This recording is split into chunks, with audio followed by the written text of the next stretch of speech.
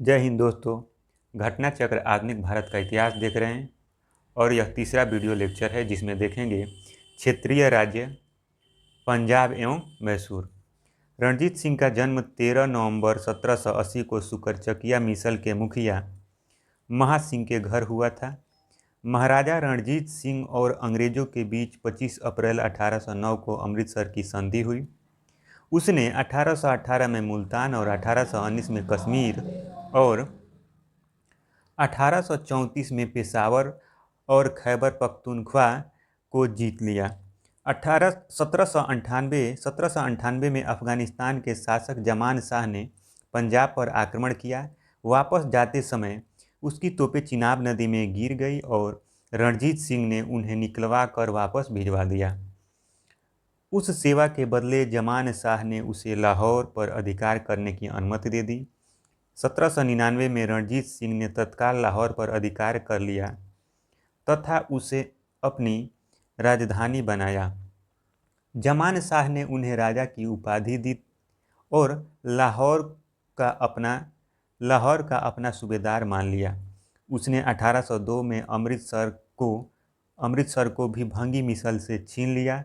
तत्पश्चात पंजाब की राजनीतिक राजधानी लाहौर और धार्मिक राजधानी अमृतसर दोनों ही उसके अधीन आ गई।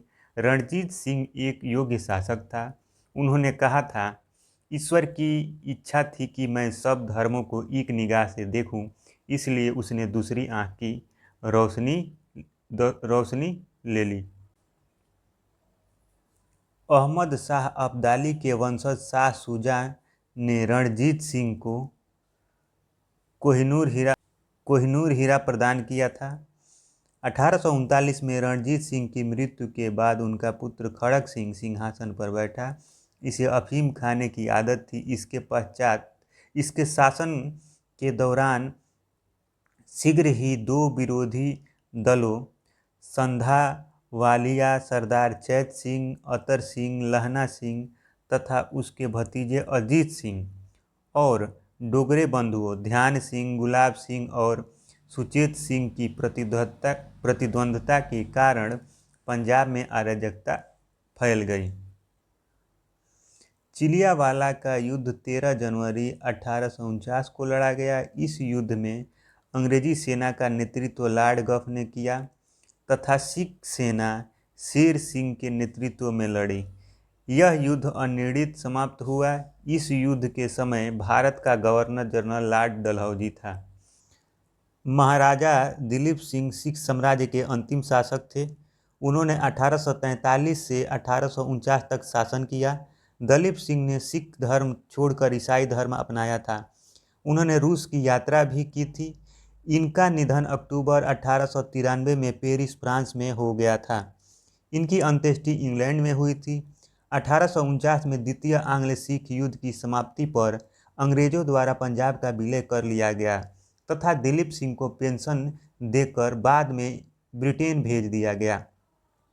पंजाब के ब्रिटिश साम्राज्य में विलय के बाद लॉर्ड डलहौजी 1849 में पंजाब पर शासन करने के लिए 3 लोगों की एक परिषद का गठन किया, जिसमें सर हेनरी लॉरेंस को अध्यक्ष तथा जॉन लॉरेंस और चार्ल्स ग्रेनविले मानसेल को सदस्य के रूप में नियुक्त किया गया था। प्रथम आंग्ल मैसूर युद्ध 1776 से 69 ईस्वी में हुआ। इस युद्ध में हैदर अली विजयी हुआ। इस युद्ध के दौरान अंग्रेज गवर्नर वायरलेस्ट था।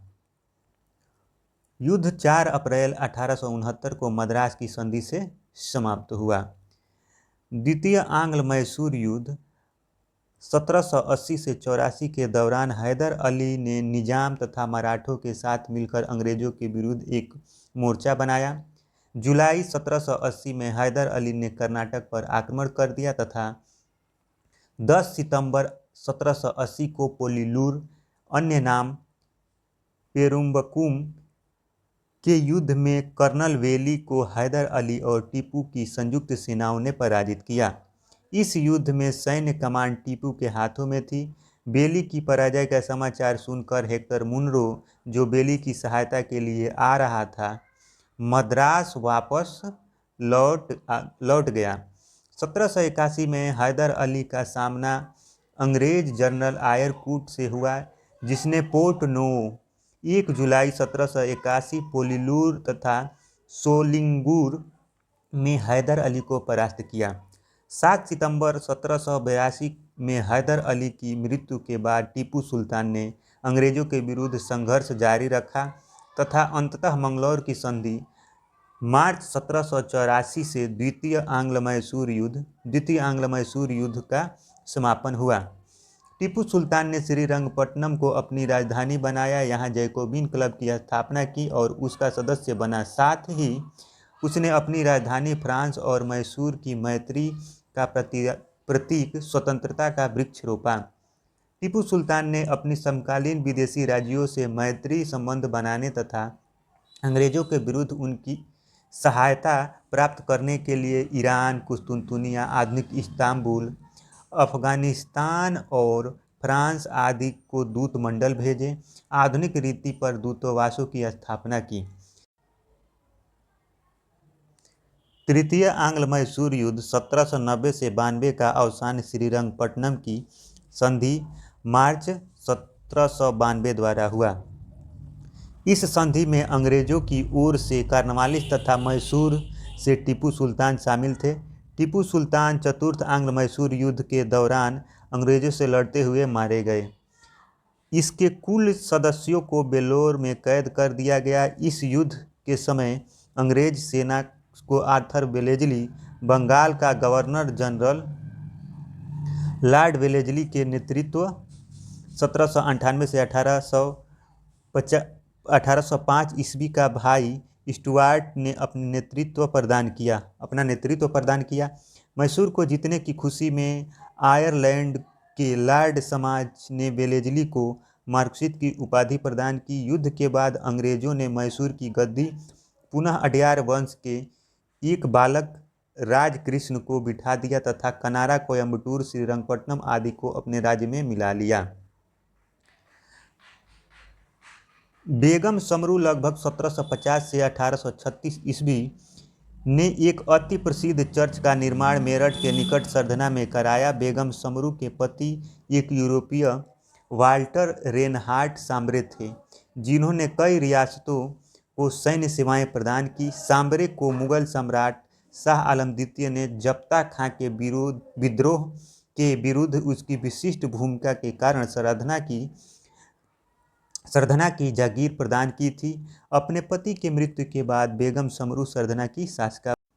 प्रश्न संख्या पहला है, रणजीत सिंह के राज्य में सम्मिलित था, तो रणजीत सिंह के राज्य में श्रीनगर सम्मिलित था। रणजीत सिंह का जन्म 13 नवंबर 1780 को सुकरचकिया मिसल के मुखिया मान सिंह के घर हुआ था। महाराजा रणजीत सिंह और अंग्रेजों के बीच 25 अप्रैल 1809 को अमृतसर की संधि हुई। संधि का तत्कालिक प्रभाव यह हुआ कि रणजीत सिंह का सतलज पार के राज्यों के ऊपर प्रभुत्व जमाने का स्वप्न टूट गया। परंतु दूसरी ओर, जैसे कनिंघम ने कहा, रणजीत सिंह को पश्चिमी दिशा में प्रसार करने की खुली छूट मिल गई।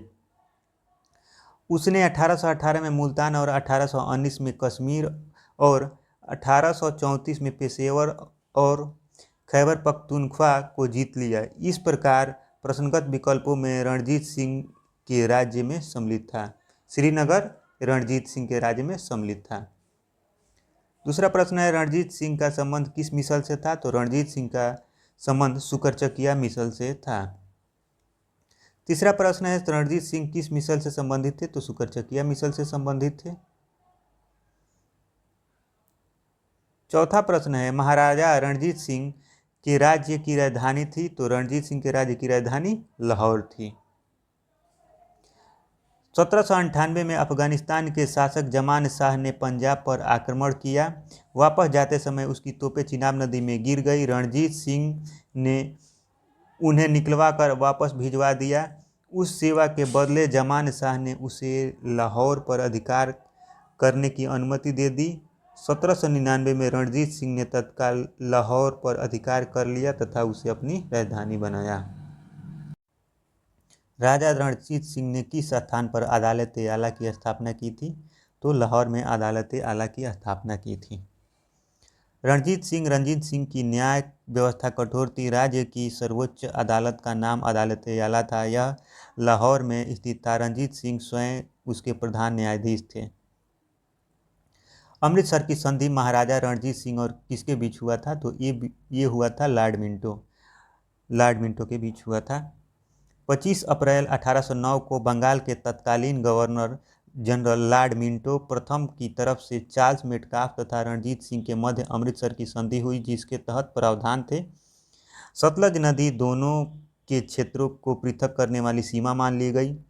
दूसरा है दोनों एक दूसरे के प्रति मित्रता रखने का आश्वासन दिया। और तीसरा इसमें इसका उल्लंघन करने अथवा मित्रता के सिद्धांतों को तोड़ने पर यह संधि निष्प्रभावी समझी जाएगी। अगला प्रश्न है कि रणजीत सिंह ने सुप्रसिद्ध कोहिनूर हीरा प्राप्त किया था? तो शाह शुजा से प्राप्त किया था। पंजाब अहमद शाह अब्दाली के साम्राज्य का भाग था, परंतु 1773 में उसकी मृत्यु के पश्चात मुल्तान, कश्मीर इत्यादि कुछ छोटे छोटे भागों को छोड़कर शेष भाग सिख मिसलों का अधिकार हो गया। उधर अफगानों के आंतरिक झगड़ों के कारण रणजीत सिंह को अपना स्थिति दृढ़ करने का अवसर मिल गया।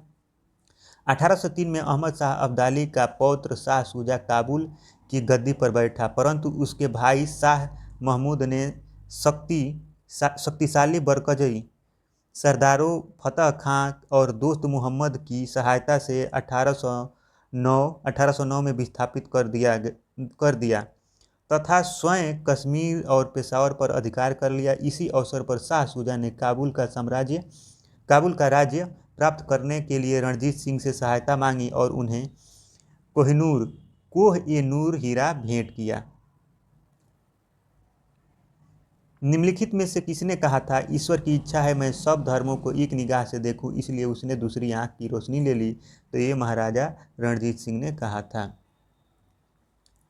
रणजीत सिंह का जन्म 13 नवंबर 1780 को शुक्रचुकिया मिसल के मुखिया महासिंह के घर हुआ था।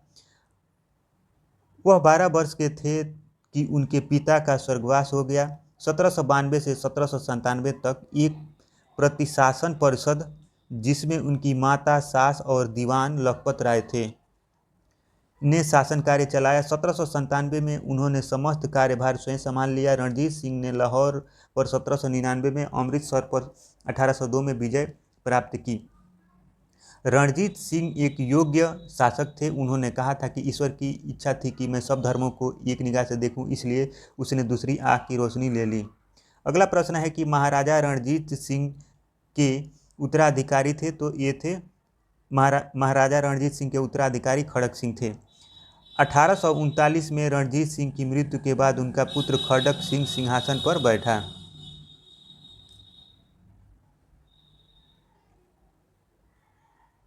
सिख राज्य का अंतिम राजा कौन हुआ? तो सिख राज्य का अंतिम राजा दिलीप सिंह हुए। महाराजा दिलीप सिंह सिख साम्राज्य के अंतिम शासक थे।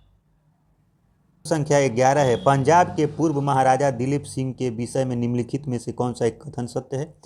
23 अक्टूबर 1893 को उनका निधन पेरिस में हो गया, तो ये कथन क्या है? सत्य है। नासिक में उनकी अंत्येष्टि हुई, तो ये कथन क्या है? गलत है। उन्होंने कभी भी सिख धर्म नहीं छोड़ा था, तो उन्होंने सिख धर्म छोड़ के ईसाई धर्म अपनाया था, तो ये भी गलत है। वह कभी भी रूस नहीं गए, तो उन्होंने रूस की यात्रा की थी, तो इसलिए ये भी कथन क्या है? गलत है।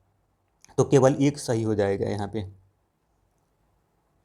पंजाब के महाराजा दिलीप सिंह का निधन 22 अक्टूबर या कुछ स्रोतों के अनुसार 23 अक्टूबर 1893 को पेरिस फ्रांस में हो गया। शेष सभी कथन असत्य हैं। दिलीप सिंह ने सिख धर्म को छोड़कर ईसाई धर्म अपनाया था। उन्होंने रूस की भी यात्रा की थी। इनकी अंत्येष्टि इंग्लैंड में हुई थी। सिख साम्राज्य का अंतिम शासक था, तो सिख साम्राज्य का अंतिम शासक दलीप सिंह थे। पंजाब के सिख साम्राज्य का अंतिम शासक दलीप सिंह थे। 1849 में द्वितीय आंग्ल सिख युद्ध की समाप्ति पर अंग्रेजों द्वारा पंजाब का विलय कर लिया गया तथा दलीप सिंह को पेंशन देकर बाद में ब्रिटेन भेज दिया गया। अगला प्रश्न है, पंजाब के विलय के संबंध में निम्नलिखित में से कौन सा कथन असत्य है? तो यहाँ है 29 मार्च 1849 को गवर्नर जनरल की ओर से घोषणा हुई कि पंजाब राज्य समाप्त कर दिया जाए, तो ये कथन सत्य है। महाराजा दिलीप सिंह के सभी प्रदेश भारतीय ब्रिटिश साम्राज्य का हिस्सा बन गए, ये भी कथन सत्य है। दिलीप सिंह को 2.5 लाख रुपए वार्षिक पेंशन दी गई, ये कथन क्या है?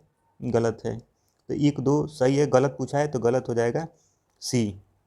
व्याख्या पढ़ लेते हैं। लॉर्ड डलहौजी की 29 मार्च 1849 की घोषणा द्वारा संपूर्ण पंजाब का विलय अंग्रेजी राज्य में कर लिया गया। महाराजा दिलीप सिंह को 40,000 पाउंड लगभग 4-5 लाख रुपए की वार्षिक पेंशन दे दी गई। उन्हें शिक्षा प्राप्त करने के लिए इंग्लैंड भेज दिया गया, अतः कथन सी सही है। सी असत्य है। सी क्या है? असत्य है। पंजाब के विलय के पश्चात पंजाब पर शासन करने के लिए निम्नलिखित में से कौन 3% के सदस्य नहीं थे? तो इसमें कौन 3% के सदस्य नहीं थे? तो इसमें ई और डी सदस्य नहीं थे, और सदस्य में थे सर हेनरी लॉरेंस और जॉन लॉरेंस इसके सदस्य थे।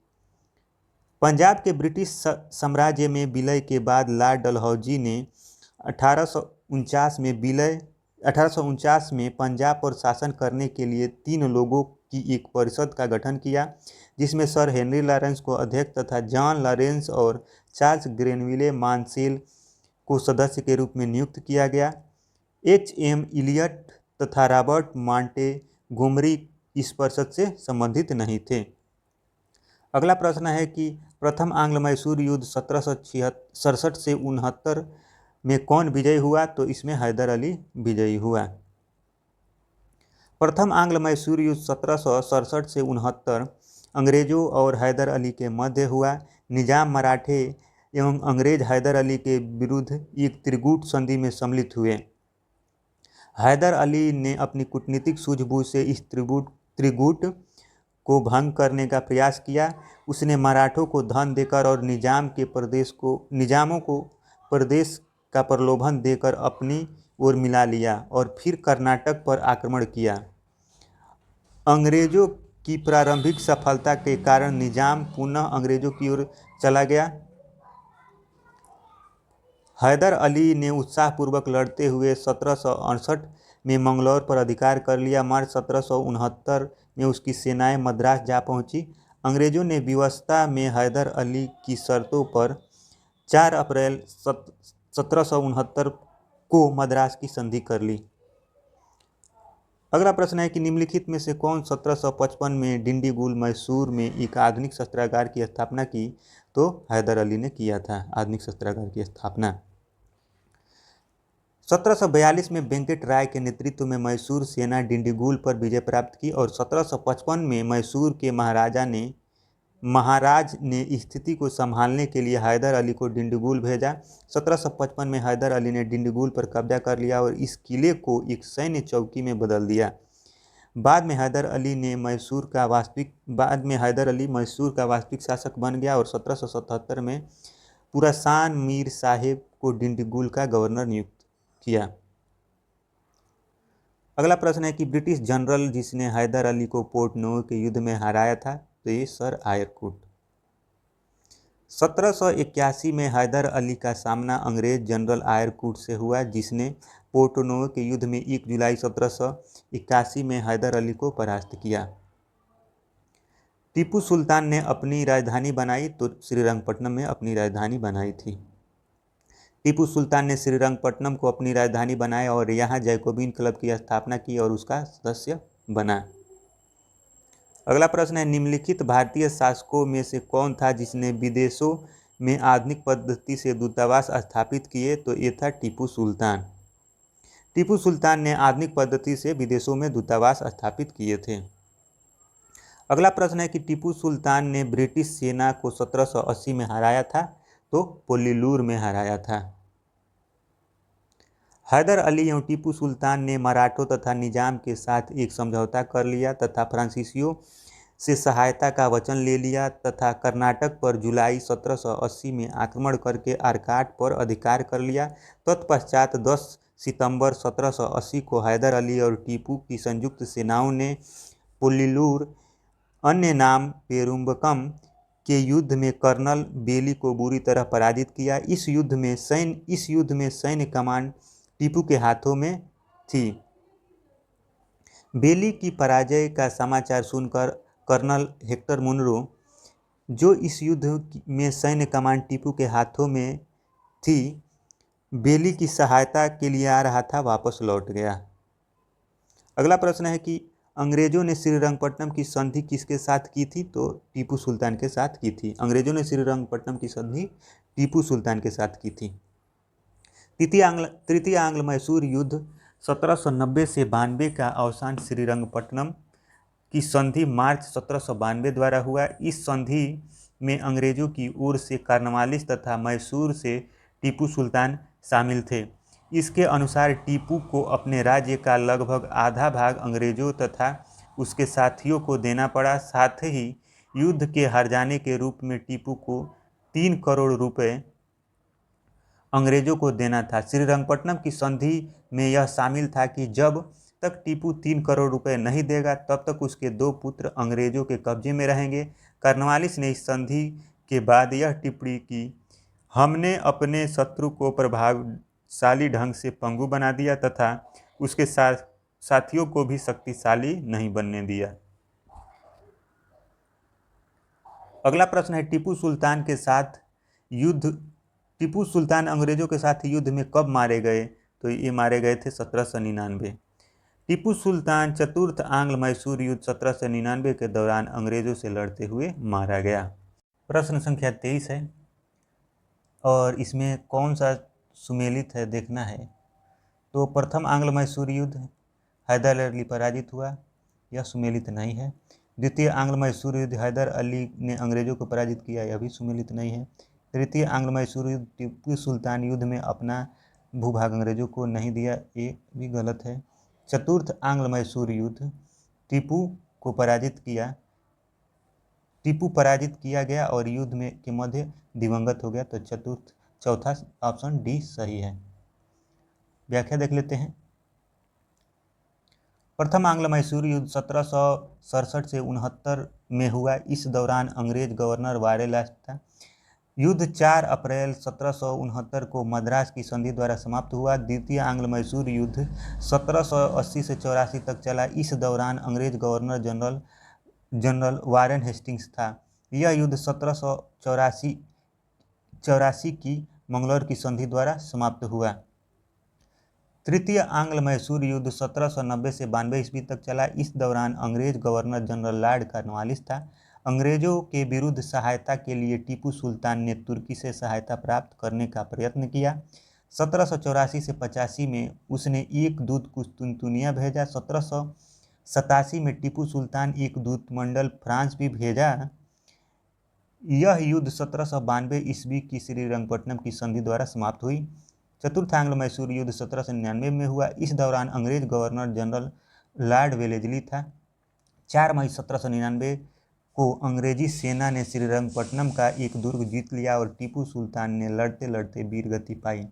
टीपू के कुल के सदस्यों को बेल्लौर में कैद कर दिया गया। अगला प्रश्न है, मिलान करने वाला सूची 1 को सूची 2 से मिलान करना है। तो इलाहाबाद की संधि हुई थी 1765 में। मंगलौर की संधि हुई थी 1784 में। सालबाई की संधि हुई थी 1782 में और मद्रास की संधि हुई थी 1769 में। व्याख्या देख लेते हैं। इलाहाबाद की प्रथम संधि अंग्रेजों और मुगल सम्राट शाह आलम द्वितीय के मध्य 12 अगस्त 1765 को हुई थी, जबकि इलाहाबाद की द्वितीय संधि अंग्रेजों और अवध के नवाब शुजा उदौला के बीच 16 अगस्त 1765 को हुई। मंगलौर की संधि द्वितीय आंग्ल मैसूर युद्ध 1780 से 84 ईस्वी के बाद अंग्रेजों और टीपू सुल्तान के मध्य 1784 में हुई थी। सालबाई की संधि प्रथम आंग्ल मराठा युद्ध 1775 से 82 के दौरान महादाज सिंधिया के मध्यस्थता में अंग्रेजों और मराठों के मध्य 1782 ईस्वी में हुई। मद्रास की संधि प्रथम आंग्ल मैसूर युद्ध 1767 से 69 ईस्वी के बाद 1769 में हैदर अली और अंग्रेजों के बीच हुई थी। अगला प्रश्न है, बेगम समरू ने एक अति प्रसिद्ध चर्च का निर्माण कराया था, तो सरधना में कराया था। बेगम समरू ने लगभग 1750 से 1836 ने एक अति प्रसिद्ध चर्च का निर्माण मेरठ के निकट सरधना में कराया था। 26 नंबर प्रश्न है, निम्नलिखित कथनों में से कौन सा कथन सही नहीं है? तो पहला है कि अली मर्दान खान ने राजस्व कृषि पद्धति की आरंभ की, तो ये कथन सही नहीं है। आगे, महाराजा रणजीत सिंह ने लाहौर में तोपों के निर्माण के लिए आधुनिक ढलाई खाने स्थापित किए, ये भी कथन क्या है? सही है। आमेर में सवाई जय सिंह ने यूक्लिड रेखा गणित के तत्वों का संस्कृत में अनुवाद कराया, ये भी सही है। मैसूर टीपू सुल्तान ने श्रृंगेरी देवी में शारदा की देवी की मूर्ति निर्माण के लिए धन दिया, ये भी कथन क्या है? सही है। रणजीत सिंह ने तोपखाने पर अधिक बल दिया। लाहौर तथा अमृतसर में तोपें, गोला और बारूद बनाने के कारखाने लगाए गए। आमेर के सवाई जय सिंह ने यूक्लिड के रेखा गणित के तत्वों का संस्कृत में अनुवाद कराया। सवाई जय सिंह ने जयपुर, दिल्ली, बनारस, मथुरा तथा उज्जैन नगरों में 5 वेधशालाएं बनवाई। टीपू सुल्तान ने श्रृंगेरी मंदिर में शारदा देवी की मूर्ति के निर्माण के लिए धन दिया, जबकि बंगाल में राजस्व कृषि पद्धति प्रारंभ करने का श्रेय अली मर्दान खान को नहीं बल्कि मुर्शिद कुली खां को है। अगला प्रश्न है, निम्नलिखित कथनों पर विचार कीजिए। पानीपत के तृतीय युद्ध में अहमद शाह अब्दाली ने इब्राहिम लोदी को पराजित किया। तृतीय आंग्ल मैसूर युद्ध में टीपू सुल्तान की मृत्यु हुई। प्लासी के युद्ध में सिराजुद्दौला की पराजय के लिए मीर जाफर ने अंग्रेजों के साथ मिलकर षड्यंत्र रचा।